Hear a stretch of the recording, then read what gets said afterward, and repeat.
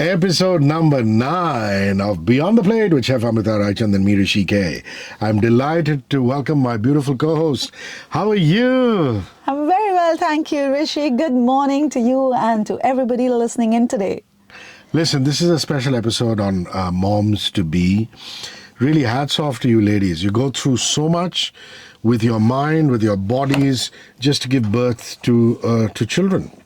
And that's why mothers are mothers and mothers are irreplaceable. Now, being pregnant is a special time. I mean, something that we've gone through as a family. Amrita has gone through herself and with her family. So we thought we'd do a busting pregnancy myths special. What say A? I think it's a great idea, Rishi, because, most women during pregnancy, which is such a special time, they do look up the net, they do read up all the books, but many, like myself, fall prey to the myths that go around during pregnancy, especially related to nutrition. So I thought that today it would be an important aspect to talk about this and bust some of the myths. And also, before we start doing that, I actually want to say something, because most of this unsolicited advice comes from our mothers and mothers-in-law and aunts. And my advice to you would be, don't run away from them. Just be quiet. Listen to them. Let them believe that they've done their job and you're going to follow their advice. But please use your own common sense and listen to your doctor or your healthcare provider to finally take you through a healthy and happy pregnancy. Now, I'm going to say this. This is the one I hear the most. I'm going to have a child, so I have to eat enough for 2 people. One is me and the other is the baby that I'm carrying in my womb. And it's, from Amrita's smile, you can make out, if you're watching this on video, that is, as far as she's concerned, that is ridiculous. No, my smile is because I'm embarrassed. I'm embarrassed because I was the one to fall prey to that as well. Wow. I, in fact, Rishi ate for 4, I think. But I had different reasons, not because of this myth, frankly, because I've been a model all my life. You've seen me in ads. So I've always been on I've literally been on a diet forever. So I actually use my pregnancy as a license to just go all out. I never watched the number of chapatis I ate or anything else that I ate. I just ate and I just had fun. Okay. Talk numbers to me. I mean, even if you don't have to eat for 2 people, let's say you eat X calories, how many additional calories per day would you need when you're pregnant? Yeah. So frankly speaking, actually, you're not eating for 2. You're only eating as much as your body requires. So depending on your weight, your height, your activity levels, you need to decide how much extra you need to eat. And of course, your gynecologist, your dietitian is going to advise you. But, it approximately boils down to about 350 to 450 additional calories, which literally are a couple of extra snacks, like maybe, an egg sandwich or, a healthy smoothie, perhaps. Something that amounts to that much, that's more than enough extra food that you need through your pregnancy. You know what they say about women is that if you can entice them by telling them something that will help in postpartum weight loss, then you have their attention. As opposed to telling them that, if you do this or do that, this is how your current state will be. 90% of women are more interested in just how quickly am I going to get back to normal after the delivery. Am I right? And how do you tackle that question? So again, by just being watchful through your pregnancy, eating more whole grains, more protein-based food, more fiber-based food, it is really, really important to not overeat like the way I did. I have to tell you, and nationally, let me tell everybody, I put on 22 kilos and it was not easy to shed it off. So please do not overeat. Your baby is going to be healthy if you eat the right amount of nutrition and take in the right amount of calories. What this will also do is it'll regulate your hormones. If you overeat, even hormones go haywire. And finally, it'll help you lose the weight post-pregnancy in a much easier way if you maintain your health through pregnancy. Like I said, you had them at postpartum weight loss. Now, this is something that modern day daughter-in-laws still goes through. Mother-in-laws advising them to have clarified butter, talking about add on the ghee, more and more, more and more. And that couldn't be further from the truth. Yeah, and you know what the myth is, Rishi? And my mother, not my mother-in-law was not the culprit here, but my mother was. The myth is that if you have lots of ghee, you'll have a very easy delivery, okay? And you will have quick healing of the uterus during postpartum period. And this is one of the most ridiculous myths going around because there is no truth to it. So ghee is actually very, very good for us, okay? It definitely helps in absorption of essential fatty acids. That in turn helps to create hormones that regulate the immune system and the central nervous system.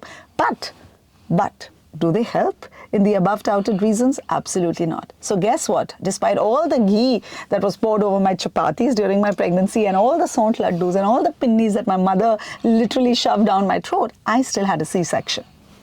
That's life. 9833943943, the number to ask Amrita.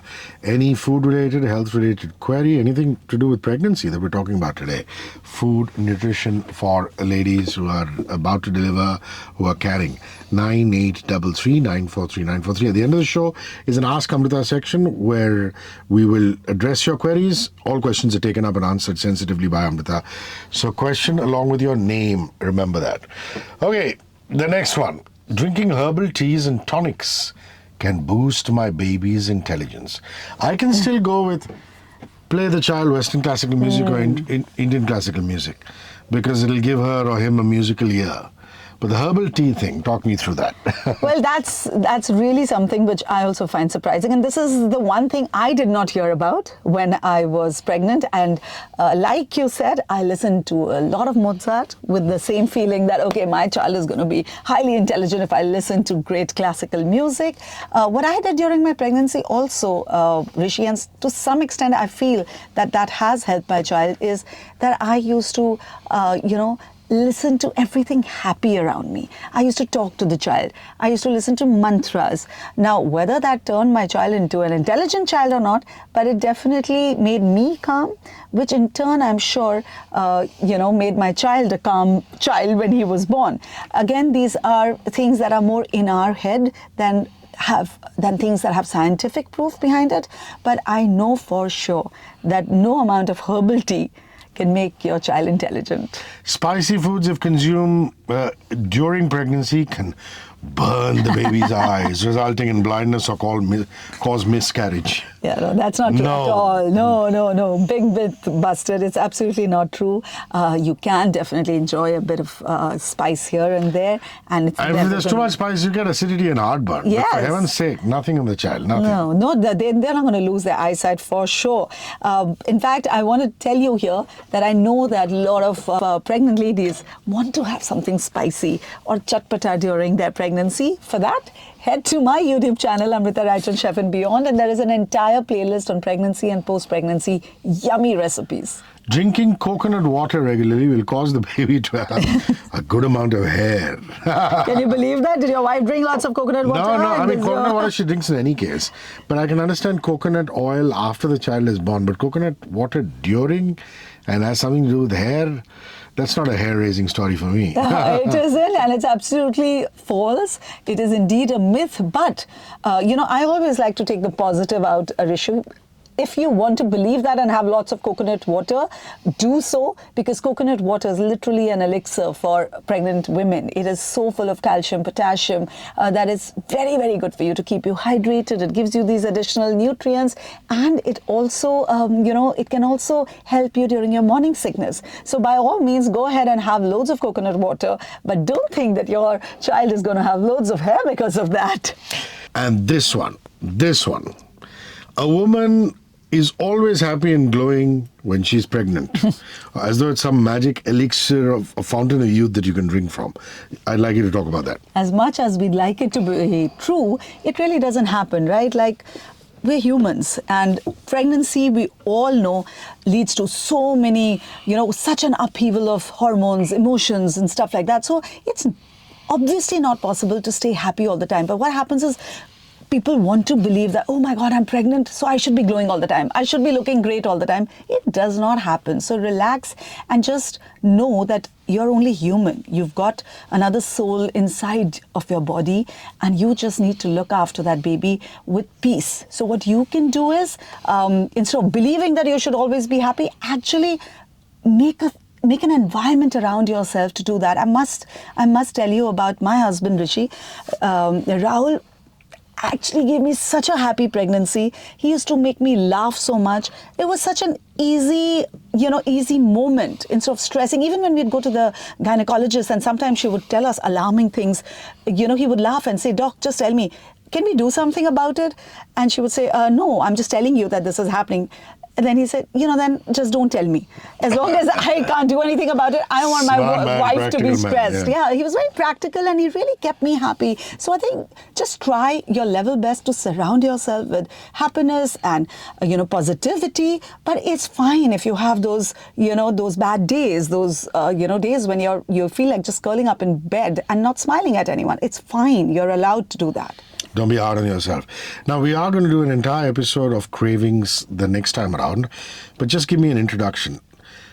Listening to your body when you're pregnant, and listening to your body means listen to those cravings. It's not necessary that you have to always push them out of mind and sight. Yeah, very often, Rishi, we use cravings as an excuse to overeat. Okay, and believe it or not, there's a whole scientific explanation of these cravings, and that's why I suggested that let's do another episode on this, because there is a lot that we can talk about, and it'll be very interesting for us to talk about those and delve into some more details. So all in all, what you need to keep in mind is listen to your brain and not always your body, because your body may say, "I want ice cream every day," or "I want chocolate every day," and your brain will tell you that, listen, you're overdoing it. Have a little bit, but then hold off. So we'll definitely cover this in more detail next time. Check out Instagram at 94.3 Radio 1 India and at Amrita Raichand, because the recipe of the week is there, filmed in her studio, in a beautiful home kitchen studio, and you will enjoy that in video form. But for now, the recipe of the week, which I imagine has something to do with our theme, which is busting pregnancy myths. Great for pregnant women?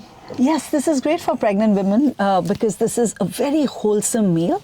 The other thing why it's so great is that, again, during pregnancy, there are so many do's and don'ts related to what you can eat, you can't go out, and we're going to talk about all of that next time as well. So I completely am against the fact that pregnant women need to have a boring diet, need to have a bland diet. You know me, I'm always about whatever you eat cannot be boring, but it has to be healthy. All right, so I have come up with a really yummy, delicious, slightly with a kick also in this recipe of heat. And it's very, very, enjoyable in terms of textures as well. So try this recipe and then tell me if pregnancy eating is boring or not. All right, so the recipe for today is guacamole with roasted tomatoes, which can be served with beetroot nachos. Yummy. Yummy, isn't it? And it is so, so healthy. So we all know how great avocado is. It's full of good fats and the creaminess, is so comforting. But the thing about avocados is, Rishi, that it can be very bland in taste. So what do? We add some kick to it. We add some lovely ingredients. So we're going to take one avocado. We're going to, scoop it off the shell. And then we're going to add some tomatoes, some onions, a little bit of garlic, and I like to throw in some baby spinach as well for that added dose of iron. Of course, if you're using regular spinach, please do blanch it before you add it. For that little extra kick which I was talking about, that little heat, you may add some chili flakes, but I like to use some jalapenos. So you can add that. We add some lemon juice. We season it with salt. And then if you can roast some cherry tomatoes, they really, really get very intensified in flavor. So it's great to have this guacamole topped with roasted tomatoes and a little drizzle of olive oil. All right, now this is the dip. This is the guacamole. Now, what do you eat it with? I wouldn't advise eating it with store-bought crackers. Make these easy crackers at home yourself. You can make beetroot nachos. Basic roti ka atta you need to take. The same atta, the same dough that you use to make chapatis. Just while making that dough, add some grated beetroot to it. Add a little bit of carom seeds, ajwain, a little salt, and make that dough. Then just roll it out and cook it like a chapati. What you can do is, to make life easier, you can just overcook that chapati, make it so crisp that you can just break it like a papad and have it along with this dip. Or if you want to be a little more proper, then once your chapati is ready, just cut into nacho shapes, and bake it in the oven with a little bit of olive oil, a little bit of seasoning for about 15 minutes at 140 or 150 degrees centigrade. That is your recipe of the week, guacamole with roasted tomatoes served with beetroot nachos. And now to round it all off, the Ask Amrita section. So this one is Shantanu Patil. Shantanu has been writing to us consistently for the last 4 weeks. And finally, here comes his turn. Amrita, what's your take on banana flour? Have you ever used banana flour? Hi Shantanu, thanks for writing in, and really sorry for such delayed response to your question that's been coming in every week. Raw banana or green banana flour is actually very, very healthy, and it is a culinary weapon for those who are into gluten-free cooking. And for those who love eating baked goods without gluten, this is again a great, great substitute. So yes, to answer your question, that I use a lot of banana flour in my muffins and other baked goods. What you need to obviously do is add a little bit of another flour to balance out, because as we just spoke about, there is no gluten in this flour, so you need something to bring it together. In fact, I'm going to make a couple of recipes for you, just for you, and share it on my YouTube channel, and you can watch that. So yes, banana flour is very good, and also it is a great source of resistant starch, which means that it actually, resists the breakdown into sugar. So it's very, very healthy for you. So by all means, go ahead and use it. 48 hours after you listen to this broadcast on the radio, it will go up as a full episode on our YouTube channel, Radio 1 International. Also check out Amrita Raichand's YouTube channel. It's called Chef and Beyond. Lots of interesting insights in there. We're on Instagram at 94.3 Radio 1 India, and Amrita's at Amrita Raichand. Till next week, 8:15 a.m. onwards, Mondays, right here on 94.3 Radio 1. It's bye-bye from Beyond the Plate. Bye, Amrita. Thank you. Bye, Rishi. Thank you for having me. 94.3 Radio 1.